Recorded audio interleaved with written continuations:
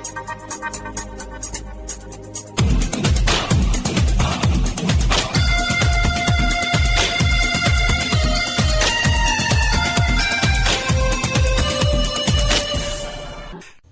नमस्कार। आकाशवाणी वाराणसी से मैं चंदन सिंह आप सभी का बहुत बहुत स्वागत करता हूं। श्रोताओं, मानव शरीर में बीमारियों का आना एक स्वाभाविक प्रक्रिया है। बीमारियों के कई कारण होते हैं और अगर अभी हाल के दिनों की बात करें तो मच्छरों से संबंधित बीमारियां ज्यादा सुनने में आई हैं। तो मच्छरों से संबंधित बीमारियां क्या हैं, कौन कौन सी हैं और क्या कुछ है इसमें, इस संदर्भ में विस्तार से जानकारी देने के लिए हमारे साथ स्टूडियो में उपस्थित हैं डॉक्टर रवि रंजन शर्मा। आपने काशी हिंदू विश्वविद्यालय से एमबीबीएस एमडी की है और जनपद के एक प्रख्यात चिकित्सक हैं। सर, हमारे स्टूडियो में आपका स्वागत है। नमस्कार।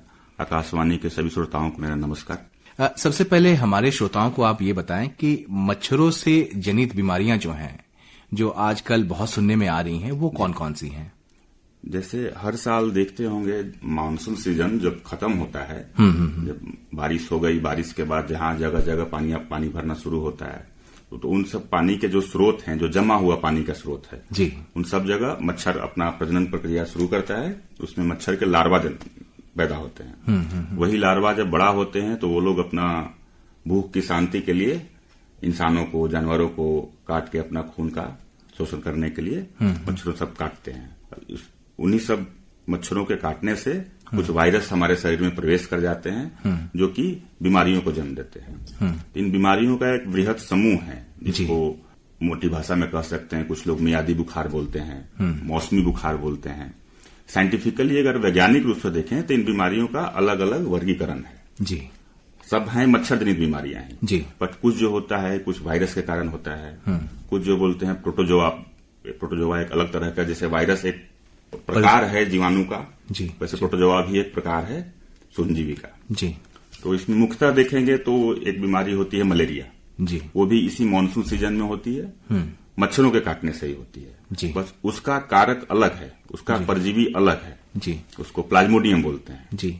इसी संदर्भ में मैं सर आना चाहता हूं मैं कि जैसे मच्छरों की अगर बात करें तो मच्छर तो पूरे वर्ष काटते हैं हमें, लेकिन ऐसा क्या होता है इन मच्छरों में अलग से जो ये बीमारियों का मुख्य कारण बन जाते हैं? जी, बहुत अच्छा सवाल है जी।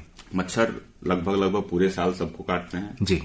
हल्का भी थोड़ा प्रदूषित वातावरण हो, वहां मच्छरों का विकास सालों भर चलते रहता है जी जी। बट अभी ऐसा मानसून में क्या हो जाता है कि इतना ज्यादा बीमारियों का प्रकोप बढ़ जाता है। पहला, यूजुअली जो मच्छर होते हैं उसमें से कोई एनोफिलीज या एडिस मॉस्किटो की संख्या वातावरण में बहुत कम होती है। खास करके अभी पोस्ट मानसून सीजन में बारिश के बाद जो एडिस मॉस्किटो है, एडिस मच्छर है, उनकी संख्या में बहुत ज्यादा इजाफा होती है जी, क्योंकि उनके लार्वा को ब्रीड करने के लिए लगातार जमा हुआ पानी चाहिए होता है, जो कि और किसी सीजन में जैसे गर्मी में हो गया या फिर इवन शीत ऋतु ठंडी के मौसम में भी जमा हुआ पानी कम मिल रहा है जी, जी। इस मानसून के जस्ट बाद शहरों में भी, गांवों में भी बहुत जगह मच्छरों के प्रजनन के लिए जमा हुआ पानी उपलब्ध होता है, इसलिए उनकी प्रजनन क्षमता में कई गुना विकास हो जाता है जी जी। मच्छरों की मात्रा बहुत ज्यादा बढ़ जाती है, खास करके जो एडिस मॉस्किटो है, जो एडिस मॉस्किटो है, इसको टाइगर मॉस्किटो ही बोलते हैं, इनकी संख्या बहुत ज्यादा बढ़ जाती है।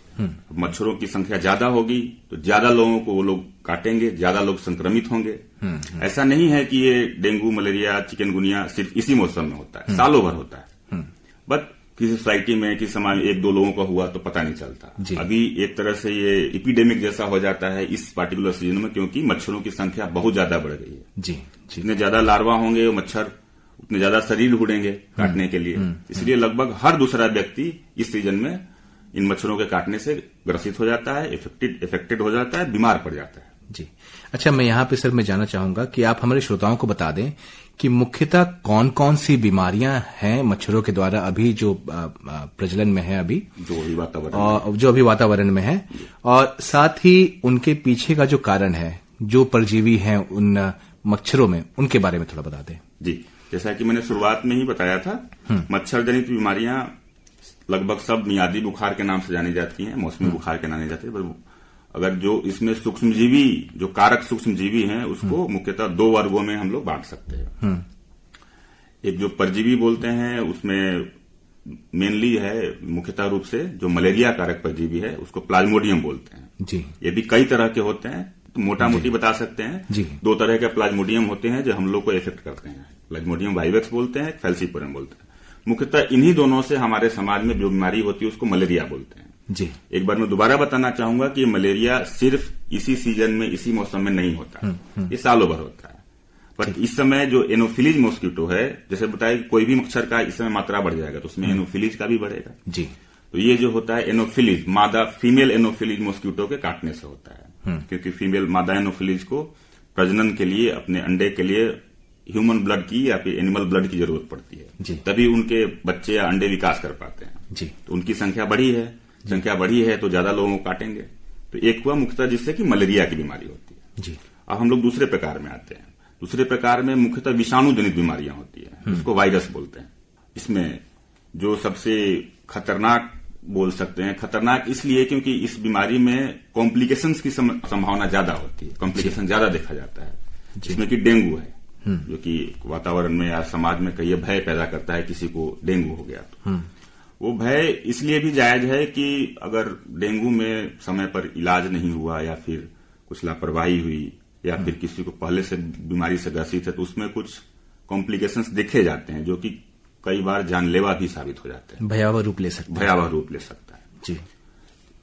अब जैसे आज के वातावरण में देखें या विगत 1.5 से 2 महीना के समय में देखें तो मुख्यतः जो लोग इफेक्टेड हैं, मुख्यतः जो लोग ग्रसित हैं, या तो मलेरिया से ग्रसित हैं या डेंगू है या चिकनगुनिया है। जहां तक विषाणुओं की बात करेंगे तो मच्छर जनित विषाणु बहुत सारे होते हैं, उसमें से कुछ का नाम वैज्ञानिकों ने खोज लिया है, कुछ का जांच करके प्रक्रिया उसका विकसित किया है कि इस बीमारी का अगर ये रिपोर्ट आती है तो ये वायरस होने की संभावना ज्यादा है जी। तो 50 से 100 तरह के वायरस हो जाते हैं, उसमें 4 या 5 तरह का वो डायग्नोसिस मीन्स उसका पता करने का तरीका वैज्ञानिकों ने विकसित किया है कि ये है तो ये वायरस हो सकता है, ये विषाणु हो सकता है जी। उसमें मुख्यतः डेंगू वायरस है, चिकनगुनिया वायरस है, इन दोनों का जांच आसानी से उपलब्ध है। इसके अलावा भी कई तरह के वायरस है, जीका वायरस है, बहुत सारे वायरस हैं जो कि होते इसी सीजन में है, उनके लक्षण भी यही होते हैं, बट वो लोग उन बीमारियों का जांच इतना आसानी से उपलब्ध नहीं है जिसके लिए जो किट है या जो भी प्रक्रिया है वो जटिल है इसलिए कमर्शियल तौर पर वो उपलब्ध नहीं है जी। तो 2 हिस्सों में बांटे तो मुख्यतः एक तरफ हुआ मलेरिया, दूसरे तरफ डेंगू, चिकनगुनिया वायरस जी। इन्हीं 3 बीमारियों से मुख्यतः पोस्ट मानसून सीजन में लोग ग्रस्त होते हैं जी। अच्छा, आपने जो सर 3 बीमारियों के बारे में बताया, जिसमें अगर मलेरिया की बात करें, डेंगू की बात करें, चिकनगुनिया की बात करें, तो आप अलग अलग से बता दें कि इनका हमारे शरीर पर जो है क्या प्रभाव पड़ता है, क्या लक्षण कैसे होते हैं। हाँ जी। आदमी प्राथमिक रूप से कैसे समझेगा कि हमको मलेरिया होने का संभावना ज्यादा है या फिर कोई विषाणु जनित बीमारी जी जी। जैसा कि हमने बताया सारी बीमारियां बुखार के साथ आती हैं, पर बहुत थोड़ा सा मामूली रूप में देखेंगे तो सबके लक्षण में हल्का सा अंतर होता है, जो कि कह सकते हैं कि आम लोगों को पहचानना मुश्किल होता है। फिर भी मोटा मोटी हम लोग ये कह सकते हैं कि यूजुअली मलेरिया में बुखार बहुत ज्यादा होता है। बुखार मीन सिर्फ बुखार जी। बुखार बहुत तेज आएगा, बुखार ठंडी देके आएगा, बुखार का एक पैटर्न होगा, दिन भर में किसी एक टाइम पे ही बुखार आएगा या फिर दिन में 2 टाइम बुखार आएगा, दिन में 3 टाइम बुखार, इसकी एक टाइम पे ही आएगा जी। और बुखार बहुत तेज होगा, बुखार में ठंडी लगेगी, बुखार में तापमान 103-104 डिग्री तक भी जा सकता है। ये मलेरिया की बात हुई जी। अब ये मलेरिया, अब चूंकि बहुत सारी दवाएं विकसित हो गई हैं तो मलेरिया का इलाज करना, जैसे कि मलेरिया का बताया कि उसका कारक प्लाज्मोडियम है, प्लाज्मोडियम के अलग अलग रूपों को मारना, अलग अलग रूपों को शरीर से खत्म करना बहुत अब आसान हो गया है, क्योंकि बहुत सारी दवाइयां विकसित हो गई हैं जी। तो मलेरिया का इलाज कंपेरेटिवली आसान है, जब तक कि मलेरिया से कोई कॉम्प्लिकेट ना हो। मलेरिया में भी कॉम्प्लिकेशंस होते हैं, किडनी की दिक्कत होती है, ब्रेन की दिक्कत हो सकती है, उसको कॉम्प्लिकेटेड मलेरिया, सेरेब्रल मलेरिया बोलते हैं जी। तो समय पर इलाज कराया जाए तो मलेरिया का इलाज आसान है जी। दूसरी तरफ आए जो वायरल बीमारियां हैं, जो विषाणुजन्य बीमारियां हैं, उसमें भी शुरुआती लक्षण बुखार ही हो सकता है। हल्का सा अगर थोड़ा सा अंतर करें तो एक जैसे डेंगू है, डेंगू में बुखार के साथ जोड़ों में दर्द, बुखार तेज होना हो सकता है। चिकनगुनिया में प्राथमिक रूप से जोड़ों में दर्द ज्यादा होता है, बुखार उसमें भी हो सकता है। अब इसमें कुछ लोगों में बुखार पहले आएगा, जोड़ों में दर्द बाद में आएगा, कुछ लोगों में जोड़ों में दर्द पहले होगा, बुखार बाद में आएगा। इसलिए सब आपस में इन सब का लक्षण कहिए, इनका सिम्टोमेटोलॉजी बोलते हैं। बीमारी का सिम्टोम, बीमारी आ रहा है तो कैसे प्रस्तुत कर रहा है, जिससे हम लोग पता कर सके कि बीमारी क्या हो सकती है। अच्छा, मैं यहाँ पे एक चीज और जानना चाहूंगा। अगर हमारे क्षेत्र की बात करें, वाराणसी जनपद या वाराणसी के पूर्वांचल कहिए, हाँ, पूर्वांचल का जो क्षेत्र है, सिर्फ वाराणसी के नहीं, आसपास के सब जगह के मरीज आते हैं। जी जी। तो इसमें मुख्यतः जो देखने को मिला है, डेंगू और चिकनगुनिया जो है, ये ज्यादा देखने को मिला है।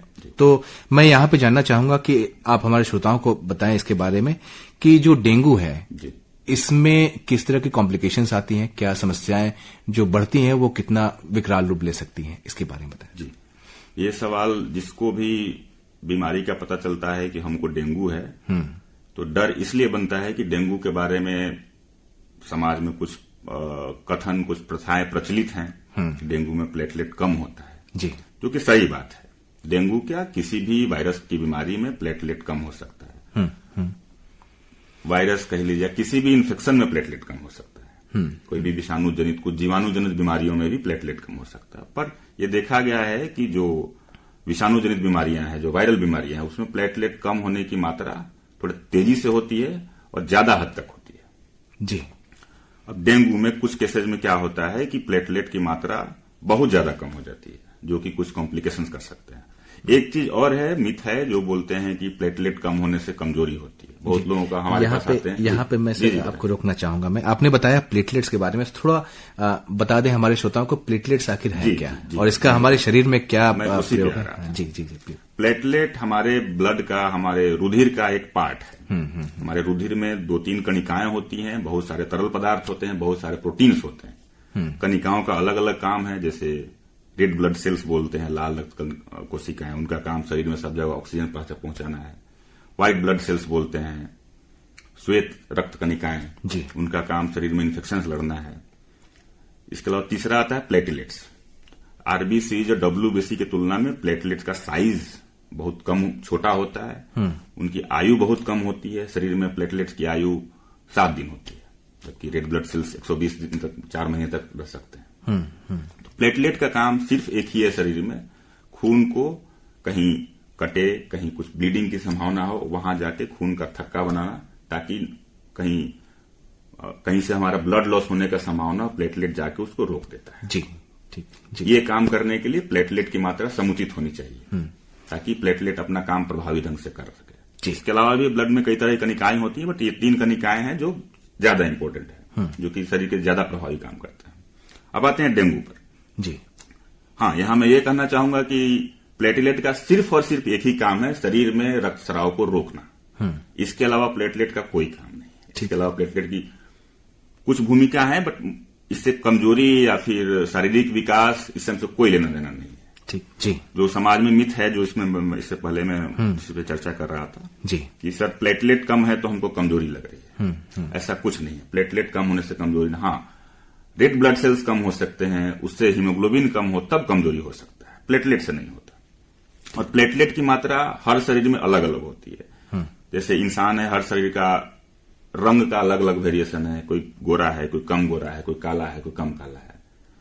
वैसे ही सब इंसान का कहें तो आयु कहिए, वजन कहिए, वजन अलग अलग है। उसमें एक फिक्स नहीं होता कि हमारा वजन 60 किलो है तो अब नॉर्मल है, हमारा वजन 70 किलो है तो अब नॉर्मल है।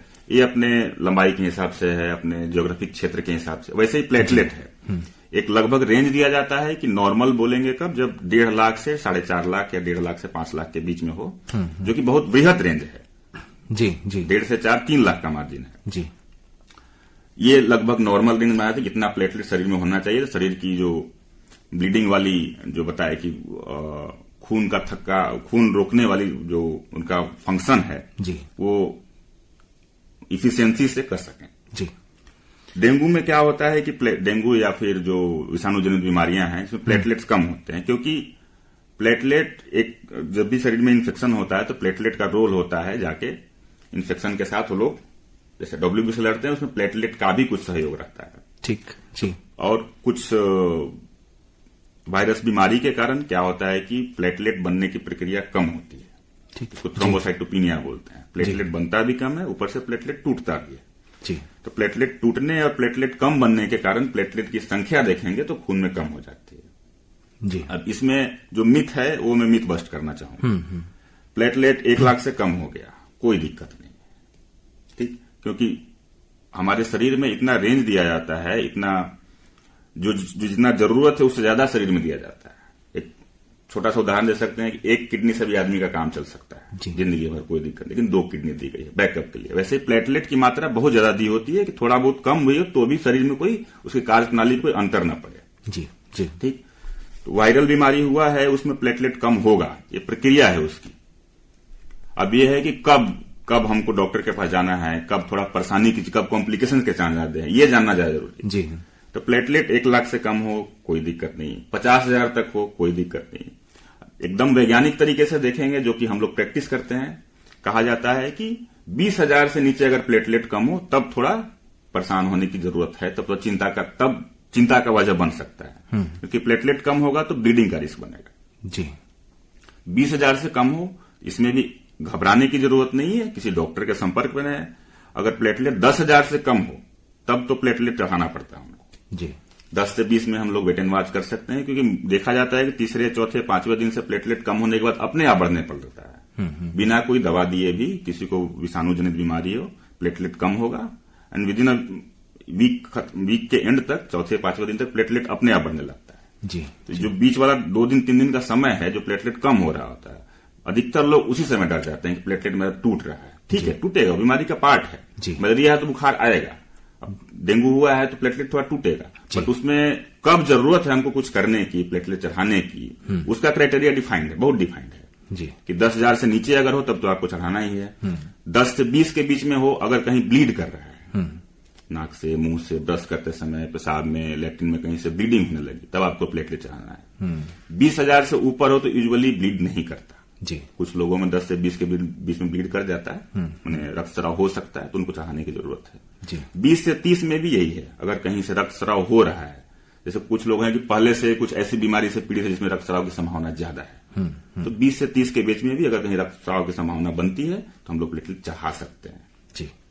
इसमें एक चीज ध्यान देने योग्य है कि बेवजह का प्लेटलेट चढ़ाने से, जैसे बहुत जगह देखा जाता है, हो सकता है जानकारी के अभाव में या फिर डर के मारे जी, प्लेटलेट 50,000 है, 55,000 है, लेकिन लोग चढ़ा देते हैं। ये नहीं करना चाहिए। इससे आप जो लोग प्लेटलेट चढ़ा रहे हैं या फिर जो भी डॉक्टर प्लेटलेट उनको मरीज को चढ़ा रहे हैं, उनको फायदे से ज्यादा नुकसान हो सकता है, क्योंकि उससे प्लेटलेट और तेजी से टूटना शुरू हो सकता है जी। तो जब तक कोई योग्य डॉक्टर रिकमेंड न करे कि प्लेटलेट आपको चढ़ाना है, तो डर के, पैनिक के कारण प्लेटलेट नहीं चढ़ाना है। इससे पहली तो आपका शरीर का लॉस हो रहा है, दूसरी चीज, जो प्लेटलेट किसी जरूरतमंद आदमी के लिए उपलब्ध हो सकता है, उसको आपने अपने शरीर में चढ़ा के उसको व्यर्थ कर दिया। जी जी। आपने सर बताया प्लेटलेट्स के बारे में कि प्लेटलेट्स को जो है एक शरीर के इंसान में जो चढ़ाया जा सकता है, तो सर ये प्लेटलेट्स जो है ये कहाँ से किसी और इंसान से ये लाया जाता है या फिर इसकी कोई और प्रक्रिया, क्या इसके बारे में थोड़ा विस्तार से बताइए। जैसे ह्यूमन शरीर, ह्यूमन बॉडी में जो भी चीजें हैं उसका सोर्स एक ही है, ह्यूमन बॉडी जी। किसी की किडनी खराब है, आप किडनी खेत में नहीं उगा सकते जी। किसी जी। का हीमोग्लोबिन कम है तो आप ब्लड कहीं फैक्ट्री में कहीं नहीं बना सकते। वैसे ही प्लेटलेट के साथ है, प्लेटलेट चढ़ाना तो सिर्फ और सिर्फ सिंगल सोर्स है, ह्यूमन बॉडी जी। इसमें 2 तरह का बोलते हैं, एक सिंगल डोनर प्लेटलेट होता है, एक रैंडम डोनर प्लेटलेट होता है। दोनों का अलग अलग निकालने का तरीका है, दोनों का अलग अलग उपयोग है जी। सिंगल डोनर प्लेटलेट ये बोलते हैं जो ताजा प्लेटलेट है, जैसा कि हमने आपको बताया कि प्लेटलेट की आयु 7 दिन की होती है। अब सिंगल डोनर प्लेटलेट हुआ, किसी का आज ही प्लेटलेट निकाले और आज ही चढ़ा दिए, बाकी इसमें बीच में कई सारे और चीजें होती हैं, टेक्निकल चीजें, इसमें ब्लड ग्रुप मैच करते हैं, क्रॉस मैचिंग करते हैं जी। उसको अगर हटा दें, चूंकि तकनीकी चीजें हैं जी जी जी। समाज के लोगों को जानने के लिए सिंगल डोनर प्लेटलेट है, किसी को प्लेटलेट आज निकाला किसी अपने रिश्तेदार या किसी से, और उसी दिन चढ़ा दिया गया, तो जो प्लेटलेट निकाला उसकी आयु 7 दिन 6 दिन तो होगी जी जी, ठीक जी। दूसरा रैंडम डोनर प्लेटलेट, मतलब ब्लड बैंक में प्लेटलेट निकाल के रखा हुआ है, वो आज का हो सकता है, कल का हो सकता है, तो उसमें 1 या 2 दिन 3 दिन तो आयु उसकी कम ही होगी जी। समझे बात हमारी? जी जी। तो इसलिए रैंडम डोनर प्लेटलेट से ज्यादा इफेक्टिव होता है सिंगल डोनर प्लेटलेट, क्योंकि इसका सिर्फ एक ही वजह है कि वो फ्रेश है। फ्रेश होता है जी।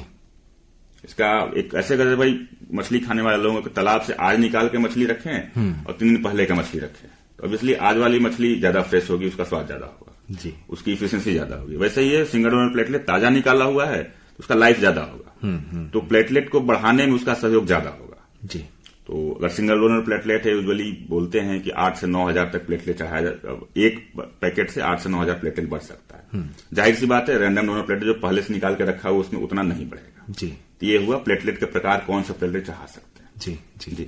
अच्छा, यहाँ पे एक चीज मैं और जानना चाहूंगा कि निसंदेह ही किसी मानव शरीर से ही प्लेटलेट को निकाला जाता है जी।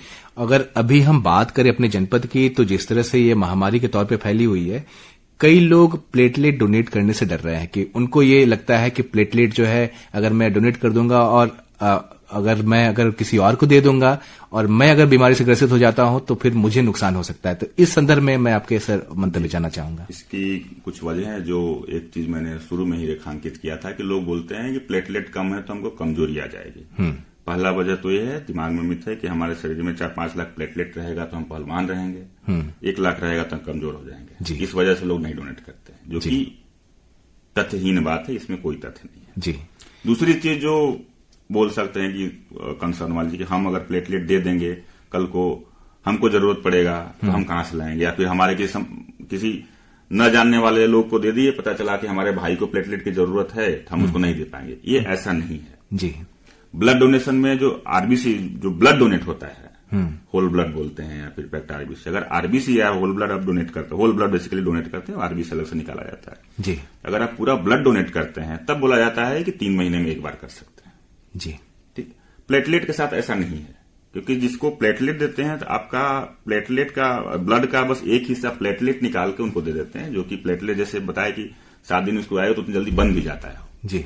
तो जो प्लेटलेट दिया प्लेटलेट दोबारा दे सकता है, होल ब्लड नहीं बट प्लेटलेट दे सकता है। तो ऐसा नहीं है कि हम किसी को प्लेटलेट दे देंगे तब जब हमको जरूरत पड़ेगा तो किसी और कैसे देंगे। प्लेटलेट देने में कोई दिक्कत नहीं है, प्लेटलेट आराम से दे सकते हैं। और ऐसा भी नहीं है कि अगर मच्छर उसे काट ले तो उसके शरीर को नुकसान हो सकता है या फिर उसे कोई इस तरह का कोई नुकसान हो सकता है, ऐसा भी नहीं है इसमें? नहीं जी, नहीं। प्लेटलेट डोनेट करने के बाद हमको मच्छर काटेगा तो डेंगू हो जाएगा, ऐसा नहीं है जी। अच्छा, डेंगू उसका मच्छर का एक छोटा सा डिटेल में बताना चाहूंगा जी। डेंगू मच्छर के लार बोलते हैं, शरीर में काटता है तो कुछ केमिकल रिलीज करता है ताकि वो शरीर में प्रवेश कर सके जी। उसी लार में, उसी केमिकल में डेंगू का वायरस होता है। अच्छा जी जी। उस वायरस को आपके शरीर में प्लेटलेट कितना है, आपको कोई पहले से बीमारी है कि नहीं है, आप मजबूत आदमी है, कमजोर आदमी, उससे कोई लेना देना नहीं है। वायरस जाएगा तो कोशिश तो करेगा कि सबको डेंगू का बीमारी हो। उसमें कुछ लोगों की इम्यूनिटी मजबूत हो जाती है, प्रतिरोधक क्षमता मजबूत होती है, तो उनमें बीमारी की संभावना या फिर बीमारी के कॉम्प्लिकेशन की संभावना कम होती है जी। अच्छा, इन बीमारियों से बचा कैसे जा सकता है, इसके बारे में थोड़ा हमारे श्रोताओं को बताएं सर। जी, जैसे कि हमेशा बताया जाता है prevention is better than cure. ये सब तो बात हम लोग तब कर रहे हैं जब बीमारी हो गई है जी। ऐसा क्या करें कि बीमारी हो ही नहीं जी। तो इसका जवाब उसी चीज से है जिस चीज से बीमारी की शुरुआत हो रही है, मच्छरों की संख्या। आप मच्छरों की संख्या नियंत्रित, क्योंकि मच्छर ऐसा चीज है कि आप खत्म तो नहीं कर सकते, इरेडिकेट नहीं कर सकते, उनकी संख्या नियंत्रित कर सकते हैं जी। तो संख्या नियंत्रित करने के लिए वाइडली एडवर्टाइज चीज है, हमेशा सरकारी कार्यक्रमों में बताया जाता है। मच्छरों की संख्या नियंत्रित, सबसे मच्छरों का अंडा का सोर्स, जो ब्रीडिंग सोर्स है, ब्रीडिंग प्लेस है, वो पानी। पानी कौन सा? जमा हुआ पानी। गंगा नदी में मच्छर नहीं होगा क्योंकि पानी बह रहा है जी। कहीं तालाब है, कहीं रुका हुआ पानी है। इसमें यह देखने को मिलता है कि शहरी क्षेत्रों में क्यों डेंगू का बीमारी ज्यादा होता है, ग्रामीण क्षेत्रों में कम क्यों होता है। क्योंकि ग्रामीण क्षेत्रों में देखेंगे तो मकानों की बनावट ऐसी होती है कि यूजुअली पानी ठहरने का जगह नहीं होता जी। अब तो लोग टंकी भी रखने लगे, पहले टंकी भी नहीं होता था। चापाकल चलाए, जितना पानी निकाले बाकी पानी बह गया। शहर में क्या है, पानी का जमाव का सोर्स हमेशा से रहा है। उसमें कूलर है, घर में पूरी गर्मी कूलर चला है, ठंडी आ गई, कूलर जैसा था वैसे छोड़ दिया। कूलर जब भी छोड़ेंगे उसमें कुछ न कुछ पानी रहता है, पूरा पानी कभी नहीं सूखेगा। वो बहुत बड़ा सोर्स है घर घर में डेंगू का लार्वा जमा होने का जी। कूलर लगभग सब घर में है, सब घर में उतना पानी जमा है। बाकी ताल तलैया जहां तहां थोड़ा, कई बार यह है कि सड़क में कहीं गड्ढे हो गए, वहां पानी बहुत दिन से लगा हुआ है, उस पर गाड़ियां कम चल रही, उसमें भी डेंगू का मच्छर देखा गया है जी। मच्छर का लार्वा देखा गया। तो डेंगू मच्छर का संख्या नियंत्रित करने का तरीका सबसे यही है, कहीं भी पानी जमा ना होने दें। इस सीजन में बरसात का पानी कहीं जमा ना होने दें, घर हो बाहर हो कहीं पे भी। फिर भी चांसेस तो हैं कुछ जगह अनदेखा रह जाएगा जहां पानी जमा हो रहा है। जैसे बहुत लोगों को नहीं पता कि भाई मोस्टली कूलर बालकनी में लगा होता है, पीछे कोई जाता ही नहीं उसमें पानी है कि नहीं जी। तो इसके लिए क्या है, जैसे सीजन शुरू हो एंटी मॉस्किटो फॉगिंग कराएं कि नगर निगम कर रही है, प्रभावी तरीके से कर रही है। इस सबसे कहीं अगर अनदेखे जगह पे डेंगू का लार्वा विकसित भी हो रहा होगा तो मर जाएगा जी जी। ऊपर से हम लोग घर में क्या कर सकते हैं, सबसे इंपॉर्टेंट प्रिकॉशन है मच्छरदानी लगाएं। ये जो लिक्विड्स हैं, अब देखा गया है कि वो उनका एफिशिएंसी कम है, धीरे धीरे वो लोग अपना क्षमता खो रहे हैं। हो सकता है कि मच्छर उसके लिए प्रतिरोधक क्षमता विकसित कर रहा होगा, बट ये सब रिसर्च का विषय है जी। सबसे सिंपली हम लोग क्या कर सकते हैं, ये सीजन है मच्छरदानी लगाएं। बाहर कोई भी मच्छर हो हमको नहीं काटेगा। पूरे देह के कपड़े पहने। अब घर में तो आप कर लेना, ऑफिस जा रहे हैं, आप अपनी गाड़ी में जा रहे हैं, मच्छर कहाँ है किसी को नहीं पता। पूरे देह के कपड़े को है ताकि एक्सपोज एरिया जितना कम से कम हो, मच्छर को काटने के लिए जगह ही नहीं मिले, आसपास मच्छर हो तब भी नहीं काटे। चलते चलते हमारे श्रोताओं को और क्या कुछ कहना चाहेंगे सर इस बारे में? श्रोताओं को ये कहना चाहेंगे कि ये जब तक जीवन है तब तक कुछ न कुछ बीमारी लगी रहेगी जी, इससे आप नहीं बच सकते। तो बीमारियों को उचित तरीके से समझदारी से उसका निराकरण करें। कहीं भी दिक्कत लगे तुरंत, आजकल तो लगभग हर जगह डॉक्टर उपलब्ध हैं, डॉक्टर से संपर्क करें। कहीं भी सामान लग रहे हैं, खुद से अपना इलाज करने की कोशिश न करें, क्योंकि बहुत सारे केसेज में ऐसा होता है कि अज्ञानतावश या फिर कई सुनी बातों के बीच लोग अपना इलाज करते रहते हैं, और जब कॉम्प्लिकेशन बढ़ जाता है तब डॉक्टर के पास पहुंचते हैं। उस समय डॉक्टर के पास करने के लिए कुछ केसेज में बहुत कुछ नहीं रह पाता है। तो इन सब भ्रामक चीजों से बचे। कुछ दिक्कत हो जाके किसी भी विशेषज्ञ, किसी भी योग्य डॉक्टर से मिले। डेंगू का इलाज आसान है, डेंगू मलेरिया सबका इलाज आसान है, 1 से 2 दिन में लोग ठीक हो जाते हैं। खान पान का ध्यान रखें, खुद को हाइड्रेटेड रखें, क्योंकि ये जो मसल पेन माइल्जिया वगैरह होता है, जोड़ों में दर्द होता है, जहां तहां मस्कुलर पेन होता है, उसमें डिहाइड्रेशन का भी बहुत रोल है जी। खुद को डिहाइड्रेटेड रखें, खाना ठीक से खाएं, फ्रूट्स वगैरह सब खा सकते हैं, पार्टिकुलरली कीवी से कुछ नहीं होता, फल खा सकते हैं, सारे फल खा सकते हैं। सारे फल्स बेसिकली, फ्रूट्स बेसिकली विटामिन के लिए होते हैं, सारे फल में विटामिन होते हैं जी। डॉक्टर रवि रंजन शर्मा, आप हमारे स्टूडियो में आए और हमारे श्रोताओं से इतनी सारी जानकारी साझा की, इसके लिए आपका बहुत बहुत धन्यवाद जी। बहुत बहुत धन्यवाद।